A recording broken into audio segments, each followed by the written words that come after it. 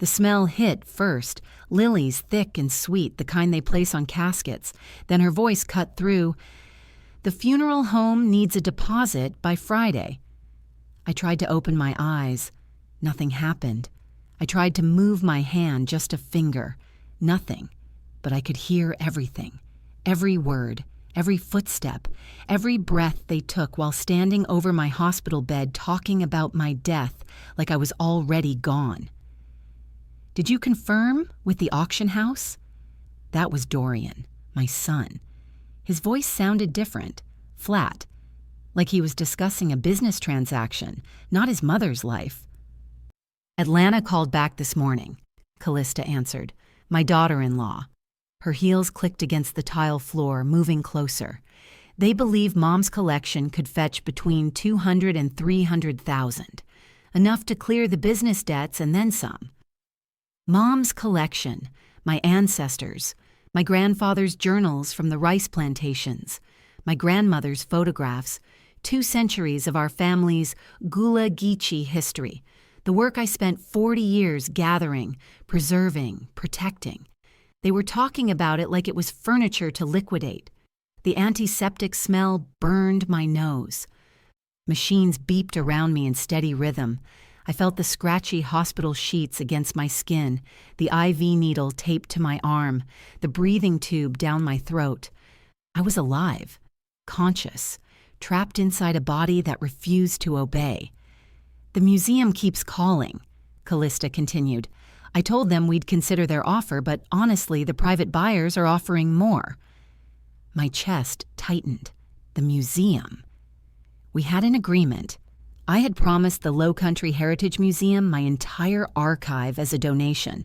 It was supposed to be preserved there, accessible to researchers, students, families searching for their roots, not sold to some private collector who'd lock it away. What about the business shares? Dorian asked. Preston said the paperwork is ready. Once we file the power of attorney, everything transfers automatically. The seafood company becomes yours outright. Sterling Wade, that snake of a lawyer who'd been circling Dorian for months, whispering in his ear about estate planning and asset protection. I never trusted him. And she won't. Dorian hesitated. She can't wake up?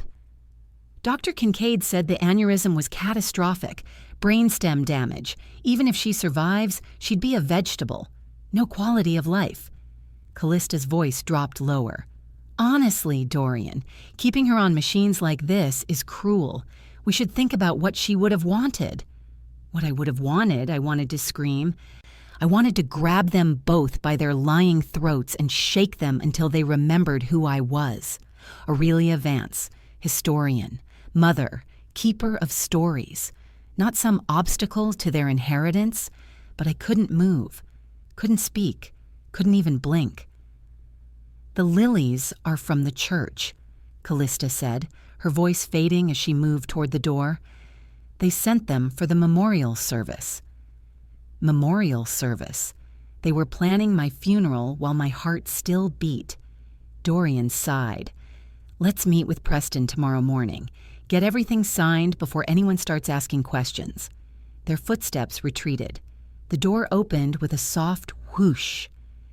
Callista's heels clicked down the hallway, then silence except for the machines keeping me alive. Something shifted inside me, not my body, my mind. A cold, sharp clarity cut through the fog of shock and grief. They thought I was gone. They thought they could erase me, rewrite my story, sell my legacy piece by piece. They were wrong. As Callista's heels clicked toward the door, Aurelia's right eye twitched. Once. No one saw. They thought she couldn't hear them counting her worth. If you've ever been underestimated, hit subscribe, because what happens next proves why you never count someone out.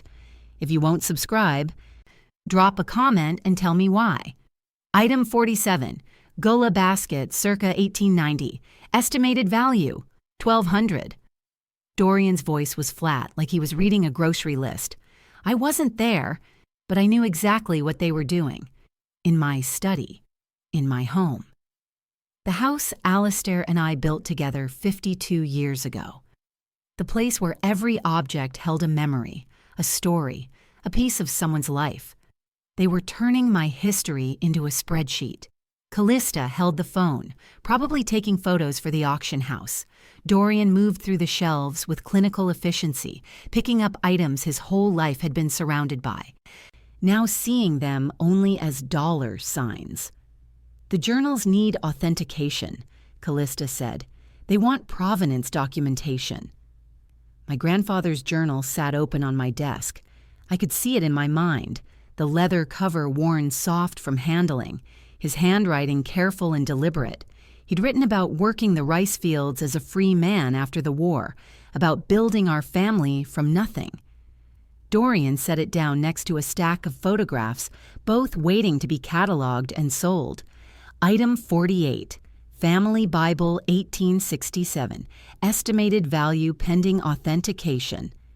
That Bible held every birth, marriage, and death in our family for 5 generations.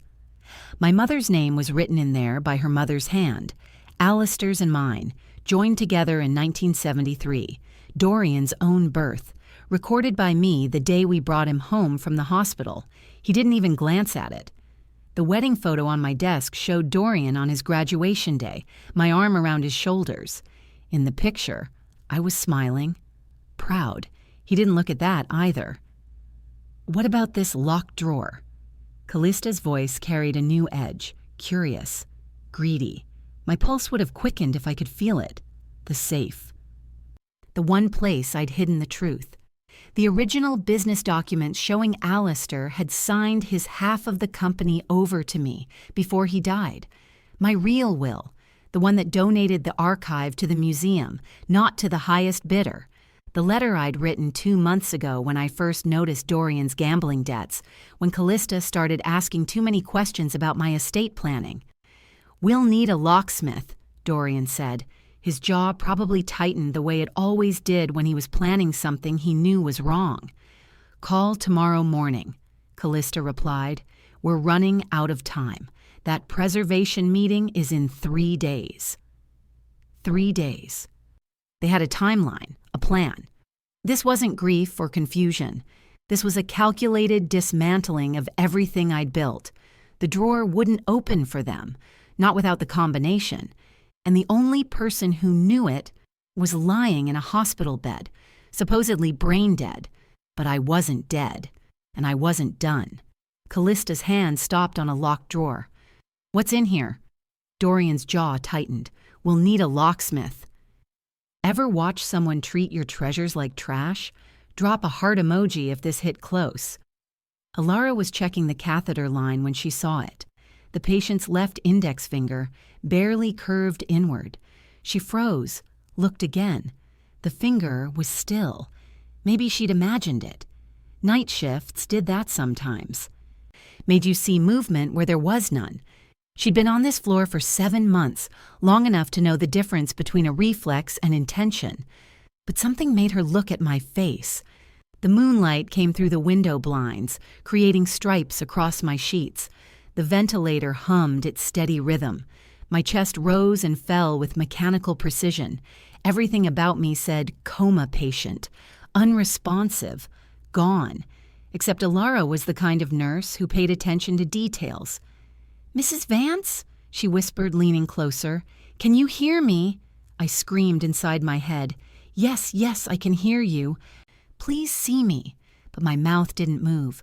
My face stayed slack. Only my eyes. I focused every ounce of will I had into my eyes. Alara watched my face for a long moment. Then she did something that changed everything. "If you can hear me, blink twice." The effort it took to blink once nearly broke me. Gathering the strength for a second blink felt like lifting a mountain, but I did it. Twice. Slow. Deliberate. Alara's breath caught. "Oh my God," she breathed. "You're in there." Tears would have fallen if I could cry. Someone finally saw me. After 3 days of doctors poking and prodding, after nurses adjusting my position and checking monitors, after Dorian and Callista standing over me planning my erasure, someone finally noticed I was still here. Okay. Alara's hands were shaking. She grabbed my chart, flipped through it. They said brainstem damage. Locked in. But the neurologist said you were unresponsive. She looked back at me. 1 blink for no, 2 blinks for yes. Do you understand? 2 blinks. Are you in pain? 1 blink. Can you move anything besides your eyes? 1 blink. Nothing else worked. Just my eyes and maybe, with enormous effort, the tiniest finger movements. Ilara pulled a chair close to my bed. Her grandmother had died of a stroke 2 years ago. I didn't know that then, but later, she told me. She said watching her grandmother slip away, unable to communicate, had been the worst part. She'd become a nurse because of it. Mrs. Vance, someone needs to know about this. The doctors need to know you're conscious. I blinked twice, urgent, then once. Yes and no. It was complicated. Wait, you don't want me to tell the doctors? 2 blinks. No. Her eyes widened. Are you afraid? 2 blinks. Yes. Of the doctors? 1 blink. Of someone else? 2 blinks. Yes. Yes. Alara's hand shook as she pushed back her hair. Someone's hurting you? 2 blinks. Her face went pale. Your family? 2 blinks. Alara sat back in her chair, her professional composure cracking. Oh, Mrs. Vance, what did they do? Aurelia blinked twice. Yes. Someone's hurting you? Alara whispered. 2 blinks. Your family? 2 blinks. Alara's hand shook. One wrong assumption almost buried Aurelia alive. Subscribe so you catch the signs others miss. The lawyer's briefcase clicked open with the sound of a vault locking. Time-sensitive documents require immediate execution, he said smoothly. Sterling Wade, 50-something, expensive suit, smile like a shark. The kind of lawyer who specialized in what he called expedited estate transfers, which meant helping families get their hands on money before the body was cold. Dorian sat across from him in the hospital conference room. Callista took notes on her phone. The fluorescent lights overhead made everything look washed out, sterile, transactional. I've prepared the power of attorney documents, Wade continued, sliding a folder across the table. They're backdated 2 months, as we discussed. Your mother signed them before the medical incident, giving you full authority over her assets and medical decisions.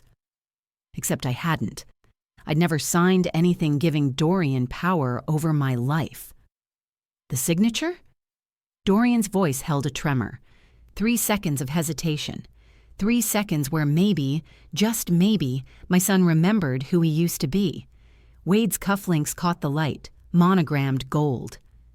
My associate is quite skilled in document preparation. The signature matches your mother's perfectly. I've included supporting documentation showing declining mental capacity over the past 6 months. Lies. All lies. 6 months ago, I was giving lectures at the Historical Society, leading archive tours. My mind was sharp as ever. And if someone questions it, Callista asked, who would question it? Wade smiled. Your mother is in a coma. She has no other family. The medical records support the narrative of decline. By the time anyone could challenge this, the assets will be properly transferred and distributed. Properly transferred. That's what he called theft now. Dorian picked up the pen. I wished I could see his face in that moment. Was there guilt? Shame? Or just cold calculation about how much my life was worth? He signed. The pen scratched across paper. Sealing my fate. Wade pulled out a second folder. Now, about the business transfer. Your mother's shares in Vance Seafood Distribution revert immediately upon... He paused, his smile widening. Well, you understand. Upon my death. He was too polished to say it out loud, but that's what he meant. The moment I died, everything I'd built with Alistair became Dorian's alone. The incapacitation clause activates the transfer process, Wade explained. Under South Carolina law, with proper documentation, we can execute the transfer now. No probate, no delays. Clean. How long? Dorian asked. 72 hours. I'll file tomorrow morning. By Friday, you'll have complete control. Callista leaned forward. And the archive? The museum keeps calling. Wade waved his hand dismissively. Once the POA is filed, you have authority to make all decisions regarding your mother's property. The museum has no legal claim. Sell to whoever offers the most. Wade slid a second folder across the table. Now, about the business transfer. Your mother's shares revert immediately upon... He smiled. Well, you understand. Aurelia's finger tapped 7 times. Alara counted again. 7. A number, not a word. It was 2 a.m. The hospital floor was quiet except for distant monitors and the soft shuffle of nurses doing rounds. Alara had come back on her break with paper and a pen, ready to try something new. She'd printed out an alphabet grid, AZ plus numbers. We'd been working on this system for 20 minutes, and every letter exhausted me. But I had to tell her. Time was running out. 7, Alara whispered, making a mark on her paper. Okay, now point with your eyes. Top row, middle row, or bottom row? I looked up. Top row. A through eye, she said, running her finger across. Blink when I hit it. She went through each letter. When she reached H, I blinked twice. H, she wrote it down. Next letter. Eyes up for top row, middle for middle, down for bottom. This went on, agonizingly slow. Each letter took effort that left me drained. But word by word, we built the message. HOME, SAFE, STUDY. Alara's eyes widened as she understood. There's a safe in your house? In your study? 2 blinks. Yes. With evidence? Proof of what they're doing? 2 blinks. She leaned closer. Where exactly? BOOKSHELF, LEFT, THIRD, SHELF. Left side, 3rd shelf, Alara read back. And the combination? I tapped my finger. Numbers now. She counted each tap carefully. 7329185. 7329185, Alara repeated, writing it down. She stared at the paper. Mrs. Vance, if I do this, if I go to your house and open your safe, I could lose my nursing license. This could be considered theft, trespassing. I understood. This young woman barely knew me, and I was asking her to risk everything, her career, her future, all on the word of a patient who couldn't even speak. Ma'am, I could lose my license, she said again, her voice shaking. I blinked twice.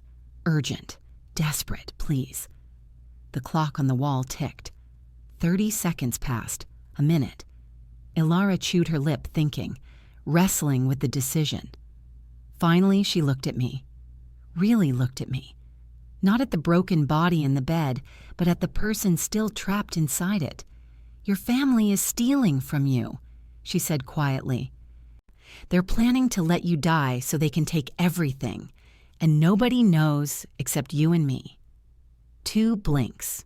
Yes. If we do this, we need to do it right, legal, by the book. Otherwise, anything we find won't matter. I blinked twice. She was smarter than I'd hoped. Alara pulled out her phone. I'm going to take a picture of these instructions. I'll go to your house tomorrow after my shift ends. I'll photograph everything in the safe. Then we figure out who to trust with this. She folded the paper carefully and tucked it into her scrub pocket. I'll go tomorrow after my shift.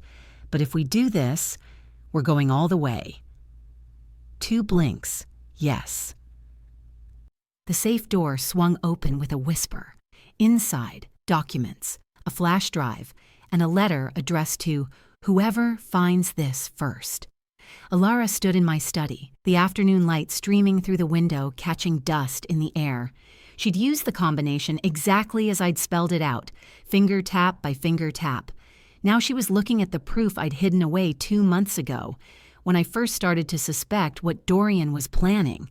Her hands shook as she lifted out the first document, my business deed, the notarized one showing that Alistair had transferred his half of Vance Seafood Distribution to me 3 years before he died.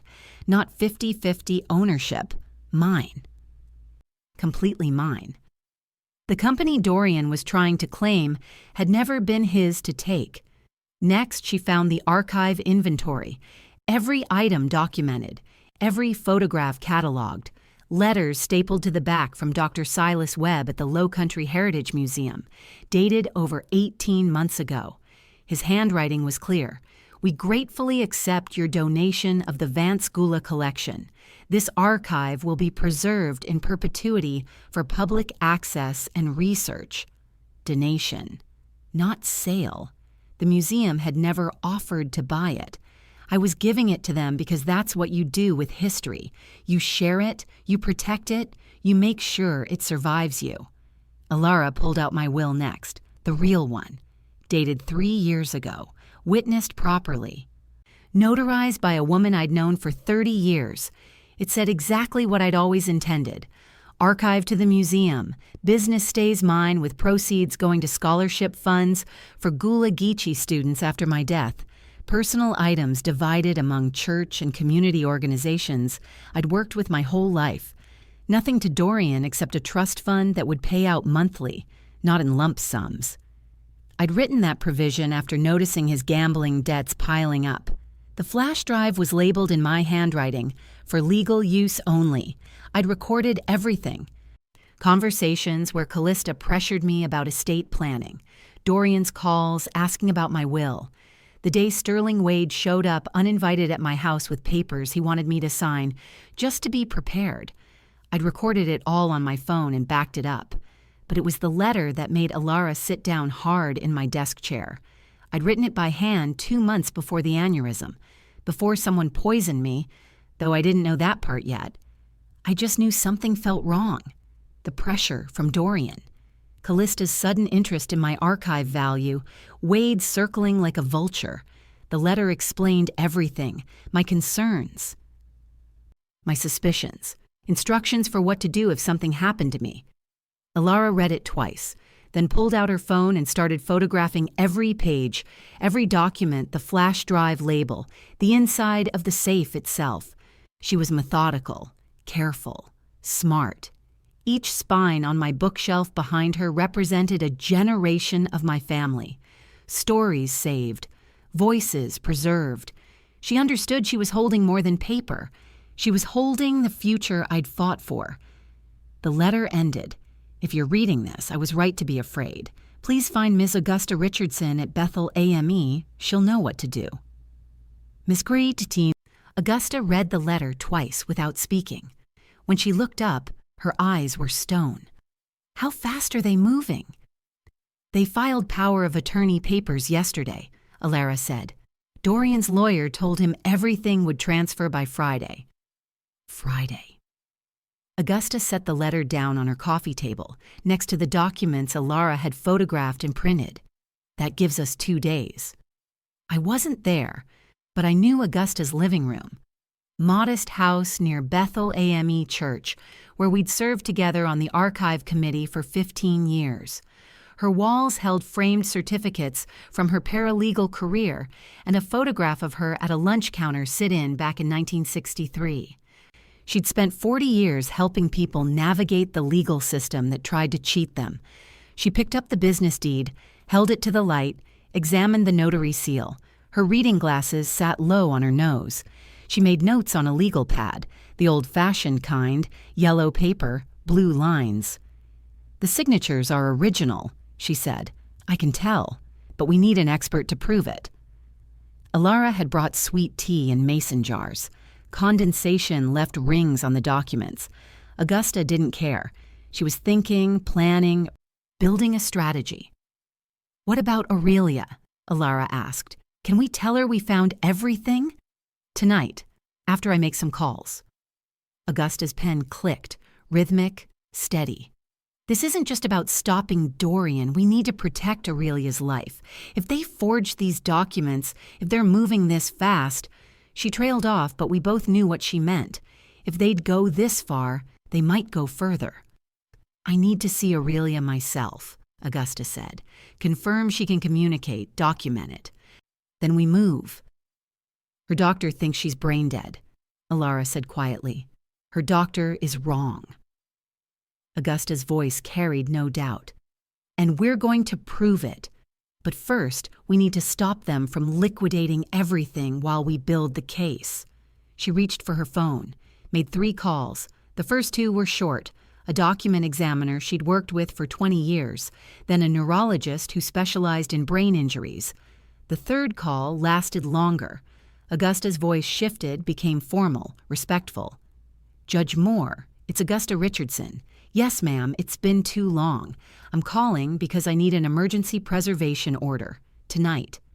She explained the situation in clean, precise language. No drama, just facts. Forged documents, vulnerable adult, assets being liquidated, criminal exploitation. On the other end, Judge Rowena Moore listened. Augusta had clerked for her 30 years ago. They had history, trust. "I can have everything to your chambers by 7, Augusta said. "Thank you, Your Honor." She hung up and looked at Alara. "Go back to the hospital, stay with Aurelia. Don't let anyone except medical staff in that room. I'll be there in 3 hours. Augusta made 3 calls. The last one was to a judge she'd clerked for 30 years ago. "We need an emergency preservation order, tonight." Miss Augusta just entered the game. Subscribe to watch experience dismantle arrogance. The forensic analyst held the 2 signatures under UV light. "See the pen pressure here? Different hands entirely." I still couldn't move, still couldn't speak, but Augusta was working, and that meant the truth was getting closer to daylight. The document examiner's office was downtown Charleston, tucked between a bail bondsman and a copy shop. Ronan Chen had been doing forensic analysis for 30 years. He'd testified in fraud cases across 3 states. When Augusta brought him my real will and the fake power of attorney Dorian had filed, he knew exactly what to look for. This one, he pointed to my genuine signature on the will, shows consistent pen pressure throughout. You can see the natural variation in letter formation. The slight tremor here, that's normal for someone in their 60s. Hand muscles aren't as steady. He moved to the power of attorney signature. "This one is traced. Look under magnification. The line quality is too smooth. No variation. Whoever did this used a light box or digital overlay to copy the signature shape, but they couldn't replicate the pressure patterns." The UV light made it even clearer. My real signature showed ink absorption consistent with natural writing speed. The forged one showed hesitation marks, tiny pauses where the forger had to check their work. "Pen pressure analysis is definitive," Chen continued. "These weren't written by the same hand. Computer analysis confirms it. 97% probability of forgery." But it got worse. Chen pulled up the digital file Dorian had submitted with the power of attorney. Every digital document has metadata, information about when it was created, modified, saved. The power of attorney claimed to be 2 months old. The metadata showed it was created last Tuesday, 6 days ago, not 2 months. "The document properties don't lie," Chen said, turning his computer screen so Augusta could see. "Created date, last week. Modified, last week. This was backdated. Whoever prepared this tried to make it look old, but the digital fingerprint tells the truth." Augusta took notes, asked questions, had Chen document everything: the UV analysis, the pressure patterns, the metadata, the probability calculations. Chen printed his report, 12 pages, detailed, professional, damning. "One more thing," he said, stapling the pages together. "Given the circumstances you described, the patient's medical condition, the speed of the asset transfer, this isn't just fraud. With her incapacitation, this could be classified as exploitation of a vulnerable adult." "That's a felony," Augusta said. "In South Carolina?" "Yes. Class C felony. 2 to 10 years if convicted." Chen handed her the report. "I'll testify if needed, but honestly, with evidence this clear, I doubt it'll go to trial. Any prosecutor would take this." Augusta paid him in cash, thanked him, drove straight to Judge Moore's chambers with the report, my original documents, and the emergency petition she'd prepared. I couldn't smile, couldn't cry, couldn't do anything except lie in my hospital bed, blinking at Alara when she checked on me. But inside, something fierce was burning.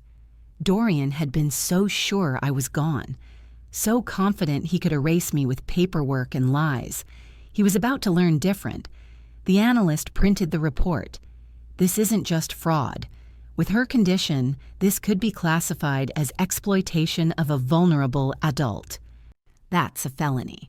The judge signed at 9:47 p.m. All assets frozen effective immediately. Notify all parties by morning. Judge Rowena Moore sat in her chambers, reading through Augusta's emergency petition for the second time. Wood paneling lined the walls. Law books filled the shelves. The late hour made everything feel more serious, more urgent. Augusta had brought everything: Chen's forensic report with the UV analysis, my original will and business documents from the safe, medical records showing my condition, not brain dead but locked in. The metadata proving the power of attorney was forged last week, not signed 2 months ago. Most importantly, she'd brought the video Alara had recorded on her phone. Me in the hospital bed, eyes open, responding to yes or no questions with deliberate blinks. Twice for yes, once for no, clear, intentional, conscious. Judge Moore watched it 3 times. She's in there, the judge said quietly, fully aware. Yes, Your Honor, and her family is liquidating her entire estate while telling everyone she's brain dead. Moore read through the business transfer documents Dorian had filed, the auction house contracts for my archive, Sterling Wade's letters about expedited estate settlement. This is theft, she said, dressed up in legal language, but theft nonetheless. She pulled out an emergency preservation order form, started filling it in by hand, her pen moving quickly across the paper. All of Aurelia Vance's assets, frozen. Business shares, frozen. Archive materials, frozen. Any contracts or agreements made after the date of her medical incident, void pending further review.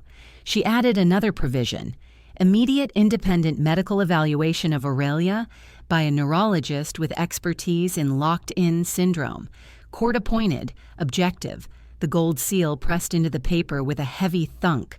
Official, binding. Augusta exhaled, just slightly. Relief. Judge Moore added a handwritten note at the bottom. Protect this woman. Then she signed her name with a flourish. Get this to the sheriff's office tonight, Moore said. I want Dorian Vance served by 8 a.m. No delays. And Augusta? Put a deputy outside Aurelia's hospital room. If they tried to steal her assets, we can't assume they'll stop there. Already arranged, Your Honor. Good. Moore stood, handed over the order. This goes beyond civil fraud. I'm forwarding my findings to the district attorney's office. They'll want a review for criminal charges. Augusta took the order, the paper still warm from the seal press. Thank you, Judge. Don't thank me. Just keep that woman safe until she can tell her own story. By midnight, a deputy was stationed outside my hospital room. By 6 a.m., the sheriff's office had the preservation order ready for service. At 7:52 a.m., 2 deputies knocked on the door of my house, the house Dorian and Callista had taken over like they owned it.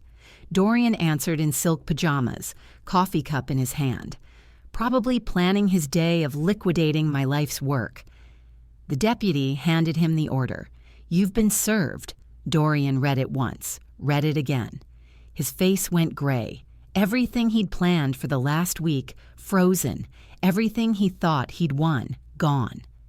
At 7:52 a.m., 2 sheriff's deputies arrived at Aurelia's house. Dorian answered in silk pajamas, coffee cup in hand. He read the order twice. His face went gray. Everything Dorian planned just stopped cold. Comment frozen, if you felt that satisfaction. Dr. Chen set the lab report on the table and didn't look away. This doesn't happen naturally. Someone gave her this. 3 days after the preservation order, Augusta had arranged something I didn't know about yet.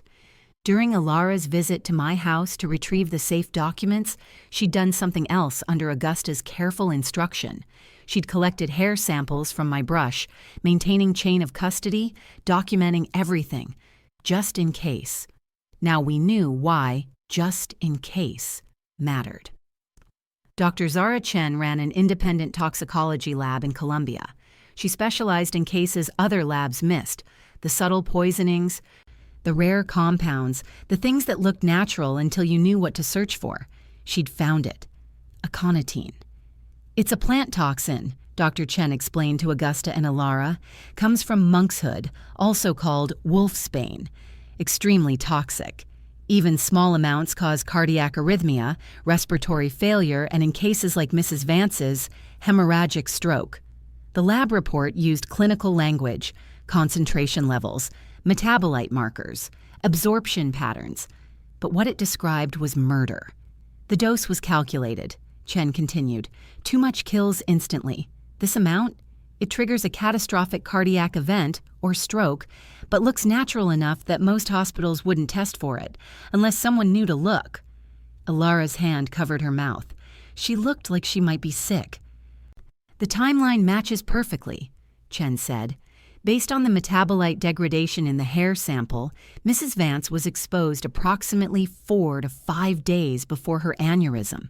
The toxin built up, stressed her cardiovascular system, then triggered the bleed. 4 to 5 days before. I tried to remember, tried to think through the fog of my trapped consciousness. What had I eaten? Who had been in my house? Dorian. Callista. Dinner. Wednesday night. Callista had made tea. Special tea, she'd said. Something herbal she'd gotten from a wellness shop. I'd drunk it to be polite, even though it tasted bitter. That was 5 days before I collapsed. Can you prove it was intentional? Augusta asked. Her voice was steady, but Alara told me later her hands were shaking. The dose was too precise to be accidental, Chen said. This wasn't contamination. Someone who knew what they were doing administered this. And given the circumstances, the forged documents prepared in advance, the immediate asset liquidation plans, this wasn't random. This was planned, Augusta said. Yes. Alara's phone buzzed. A text from the hospital. The deputy stationed outside my room had just stopped Callista from entering with a cup of coffee. For Aurelia, she'd said. The nurse said she could have liquids. I couldn't have liquids. I had a feeding tube. Any nurse would know that. Augusta stood up fast. We need police. Now. And someone needs to stay with Aurelia 24 hours. No family access. None. She made the call right there. Not to the regular police, to the county criminal investigators. Attempted murder, exploitation, fraud. This had gone way past a civil case. Keep Aurelia's room under watch, Augusta said into the phone, because whoever did this might not be done. Augusta made one call. We need criminal investigators. Now. And keep Aurelia's room under watch, because whoever did this might not be done. Sterling Wade's response letter was 12 pages of threats wrapped in legal jargon. Augusta's reply was 3 sentences. I was getting stronger. Physical therapy had started once the court ordered protection for me. My voice was coming back, hoarse, quiet, but there. I could move my right hand now enough to hold a pen, enough to write my own name again. Dorian wasn't giving up. Wade filed a motion to dismiss the preservation order. Claimed my documents were invalid, argued I lacked mental capacity, requested immediate guardianship appointment, with Dorian as my guardian, of course. The brief was aggressive. Wade attacked everything, said Alara had stolen documents from my home, said Augusta was manipulating a vulnerable woman, said the toxicology report was fabricated, said the forensic analysis was biased. 12 pages of accusations, legal citations, procedural arguments. He was fighting hard because he knew they were losing. Augusta's response arrived at the courthouse 2 days later. 3 sentences typed on plain paper above her signature. Fraud proven by forensic document analysis. Attempted murder reported to criminal authorities with toxicology evidence. Guardianship petition denied as requester is subject of ongoing criminal investigation. Attached behind those 3 sentences, Chen's forensic report showing the forged signature. Dr. Zara Chen's toxicology findings about the aconitine poisoning. Medical expert affidavit from the court-appointed neurologist confirming I was fully conscious and cognitively intact. Video evidence of me communicating through blinks, spelling out words, answering complex questions correctly. Criminal referral to the district attorney's office. Wade called Dorian 15 minutes after the brief was filed. Alara told me later she'd been in the hallway when Dorian got the call. His voice had carried through the hospital corridor. "We have a problem," Wade had said. Problem. That's what they called attempted murder now. The district attorney's office moved fast. They'd been reviewing Augusta's criminal referral for 2 days. Once they saw Wade's aggressive response trying to cover up the evidence, they opened a formal investigation. Dorian received the notice at 4:33 p.m. on a Thursday. Ilara checked the visitor log later. He'd come to the hospital at 4:15, probably to pressure doctors or try to see me. The deputy outside my room had turned him away. He was standing in the parking lot when the DA's investigator served him. Criminal investigation notice. Fraud. Forgery. Exploitation of a vulnerable adult. Attempted murder. By 5:00 p.m., said Dorian had hired a criminal defense attorney. By 6:00 p.m., Sterling Wade had withdrawn from representing Dorian in the civil case. Even crooked lawyers know when to run. I watched the sun set through my hospital window that evening. My voice was getting clearer every day. Soon I'd be able to tell my own story, not through blinks or alphabet boards or other people speaking for me. My own voice, my own words. Dorian had tried to erase me with poison and paperwork. He'd planned my funeral while my heart still beat. He'd sold my ancestors' history like it was worthless. Now he was about to learn what happens when you try to bury someone who refuses to stay dead. The district attorney's office opened a criminal investigation that afternoon. Dorian received the notice at 4:33 p.m. By 5 Coors, he'd hired a criminal defense attorney. The banner read, Vance Legacy Foundation Launch. Callista adjusted the microphone. She had no idea I was already in the building. 2 months had passed since the preservation order. I could walk now with a cane. My voice was steady, stronger every day. The physical therapist said I was making remarkable progress, but it wasn't remarkable. It was fury converted into strength. Dorian had scheduled this press conference to rehabilitate his image. The criminal investigation was pending. The civil case was frozen. Public opinion was turning against him as news leaked about forged documents and exploitation charges.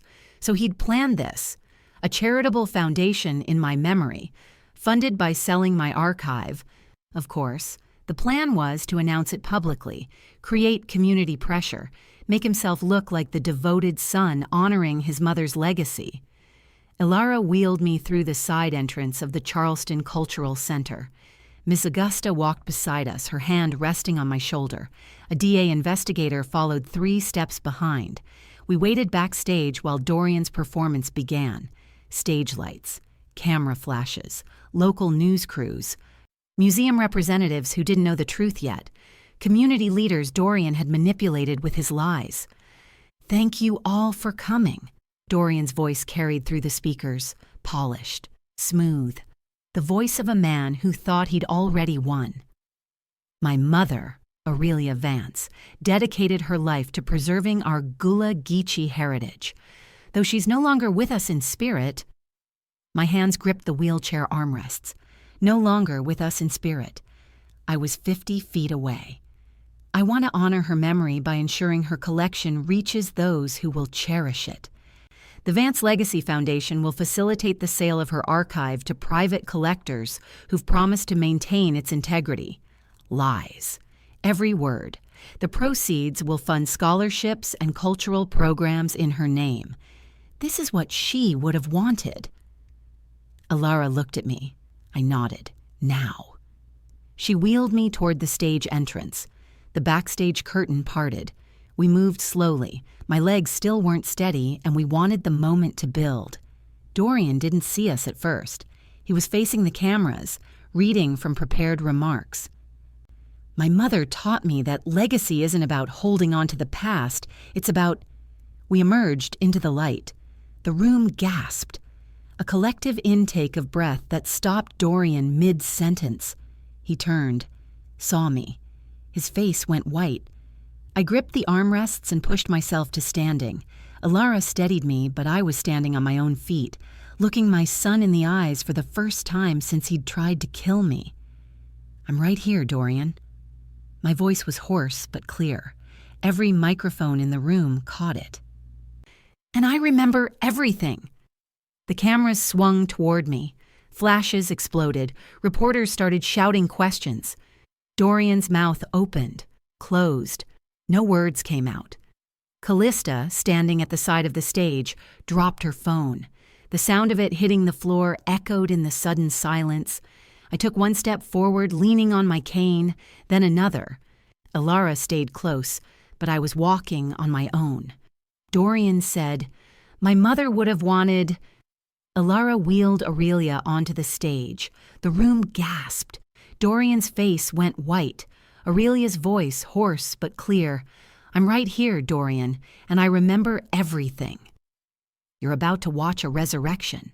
Subscribe so you never miss the moment truth walks back in. I didn't raise my voice. I didn't need to. I held up the forensic report and the cameras focused. "My name is Aurelia Vance," I said. "I'm 68 years old. I'm a historian, a mother, and a survivor of attempted murder." The reporters pressed forward. Camera operators adjusted their angles. Someone in the back of the room was live streaming. I could see the phone held high. 4 months ago, I was poisoned with aconitine, a plant toxin that caused the aneurysm everyone thought was natural. I held up Dr. Chen's toxicology report. "This document proves it. The poison was administered 5 days before I collapsed. The dose was calculated, precise, intentional." Dorian tried to move toward the exit. 3 reporters blocked his path, microphones extended. While I was in the hospital, unable to speak or move, my son and his lawyer forged power of attorney documents. I held up the forensic analysis. "This report shows the signature was traced, not written by my hand. The digital files prove the documents were created last week, not 2 months ago." My voice was getting stronger as I spoke. Each word felt like reclaiming a piece of myself. "They plan to sell my family's archive, 200 years of Gullah Geechee history, to private collectors. They plan to liquidate my business. They planned my funeral while my heart still beat." Dr. Silas Webb from the Low Country Heritage Museum stood up in the audience. "Mrs. Vance and I have had an agreement for 18 months. The archive was always intended as a donation to the museum, for public access, for research, for the community." I nodded to him. "Thank you, Marcus." A DA representative stepped onto the stage beside me. "The district attorney's office has an ongoing criminal investigation into fraud, forgery, exploitation of a vulnerable adult, and attempted murder. We're prepared to file formal charges within the week." Dorian collapsed into a chair, not dramatically, just slowly sat down like his legs couldn't hold him anymore. Community members in the audience started standing. Mrs. Johnson from my church, Professor Williams from the Historical Society, young people I'd mentored through the archive program. They stood in silence, not applause, just witnessing, bearing witness to the truth. A reporter near the front raised her hand. "Mrs. Vance, are you pressing charges?" I looked at Dorian, really looked at him, the son I'd raised. The boy who used to help me catalog photographs and listen to his grandfather's stories. "My son tried to erase me," I said quietly. "He tried to steal my voice, my work, my legacy. He tried to kill me for money." I paused. "What would you do?" Security moved toward Dorian as reporters surrounded him with questions. He kept his head down, wouldn't look at any of them. As security escorted Dorian out, a reporter asked, "Mrs. Vance, will you press charges?" Aurelia paused. "My son tried to erase me. What would you do?" Dorian accepted the plea agreement at 3:15 p.m. on a Tuesday. He didn't look at his mother's empty chair in the courtroom. 6 months after the press conference, the criminal proceedings concluded. I chose not to attend the sentencing hearing. I'd already said what needed saying. The rest was between Dorian and the consequences of his choices. Augusta went in my place. She called me afterward with the details. Dorian pled guilty to fraud, forgery, and exploitation of a vulnerable adult. The attempted murder charge was dropped as part of the plea deal. The evidence was strong, but aconitine poisoning was complex to prove beyond reasonable doubt to a jury. The DA had decided the guaranteed conviction on the other charges was better than risking trial. 5 years in prison, restitution ordered for legal fees and damages. Permanent restraining order preventing contact with me. Callista had cooperated as a witness. She claimed she didn't know about the poison, said Dorian had handled the tea, that she'd only helped with the forged documents because he'd convinced her I wanted the archives sold. The DA believed her just enough to offer probation instead of prison time. I wasn't sure I believed her, but I was tired of fighting. The business shares were returned to me. Vance Seafood Distribution was mine again, legally and officially. I hired new management and restructured it as a worker-owned cooperative. The people who'd built the company alongside Alistair and me deserved to benefit from it. The archive went to the museum, exactly as I'd always planned. Dr. Webb organized a dedication ceremony, but I asked him to wait. I wasn't ready yet. Dorian's lawyer read a statement at sentencing. My client deeply regrets his actions and hopes someday his mother can forgive him. When Augusta told me that, I didn't respond right away. We were sitting on her porch, drinking sweet tea, watching the sun set over Charleston. "Do you?" she asked. "Forgive him?" I thought about it. Really thought about it. "Forgiveness isn't erasure," I said finally. "He tried to erase me, and I refused to erase what he did. Some betrayals write their own endings." Augusta nodded. She understood. The gavel had come down in that courtroom, and that was the end of Dorian's chapter in my story. But it wasn't the end of my story. I still had work to do, words to preserve, history to protect, a legacy to build that was mine, not stolen, not forged, not poisoned. I stood outside the courthouse the day the restraining order was finalized. A reporter recognized me, asked if I'd forgive Dorian. "Forgiveness isn't erasure," I told her. "Some betrayals write their own endings." She wrote it down. That quote appeared in the next day's paper. I kept a copy, taped it inside the front cover of my journal. A reminder. Aurelia stood outside the courthouse. A reporter asked if she'd forgive Dorian. "Forgiveness isn't erasure," she said. "Some betrayals write their own endings." Does justice require forgiveness? Where do you stand? My hands trembled slightly as I cut the ribbon. Behind me, 200 years of voices waited to be heard. The Aurelia Vance Gula Geechee archive opened on a Saturday morning in spring. Sunlight streamed through the museum's new wing, designed specifically to house my family's collection. Temperature controlled, archival lighting, glass cases protecting fragile documents while keeping them visible. Children from local schools filled the front rows. Teachers I'd worked with over the years, elders from the Gula Geechee community who'd trusted me with their stories. Faces I'd known my whole life, and faces I was meeting for the first time. Alara sat in the third row, wearing her nursing school graduation gown. She'd finished her degree and immediately enrolled in a hospital advocacy program, working to identify patients with locked-in syndrome and other conditions where people stayed conscious but appeared unresponsive, saving others the way she'd saved me. Miss Augusta sat beside her, sharp as ever in a purple dress and her civil rights pin. I walked to the microphone without my cane. My legs were strong again. My voice was strong again. My grandfather wrote in his journal every night for 40 years. I began. He documented freedom, what it meant to own land, to build a home, to raise children who could read and write. He preserved our family's voice because he understood that silence is how history gets erased.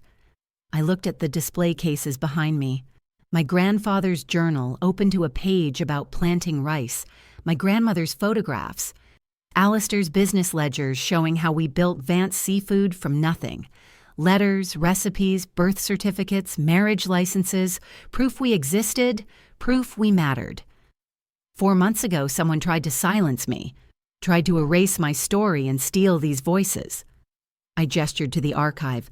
They failed because silence is not consent, stillness is not death, and our stories refuse to disappear. The children in front were listening intently. One little girl raised her hand. "Yes, sweetheart." "Is that your handwriting?" She pointed to a new display, a glass case containing the journal I'd kept during my recovery. My own story of survival, documented in shaking letters that grew steadier with each page. Yes, that's mine. I added it to the archive so future people would know.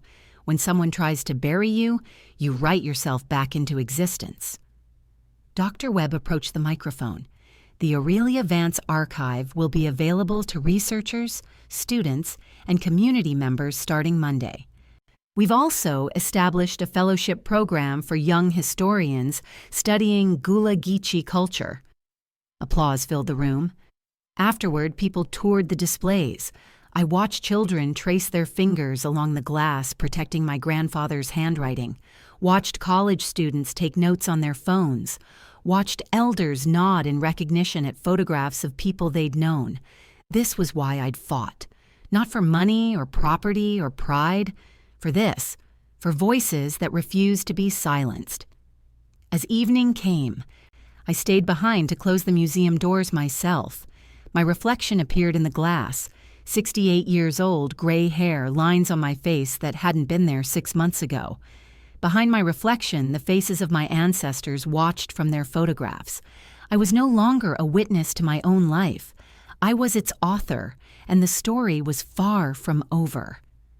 Aurelia closed the museum doors herself that evening, her reflection in the glass surrounded by the faces of her ancestors. She was no longer a witness to her own life. She was its author, and the story was far from over. Thanks for staying with Aurelia's story. If her refusal to disappear inspired you, hit that like button and subscribe for more stories of people who fought back when the world counted them out. Drop in the comments which moment hit you hardest. Was it the lily scent, the first blink, or the press conference resurrection? And remember, your voice matters, even when someone tries to steal it, especially then.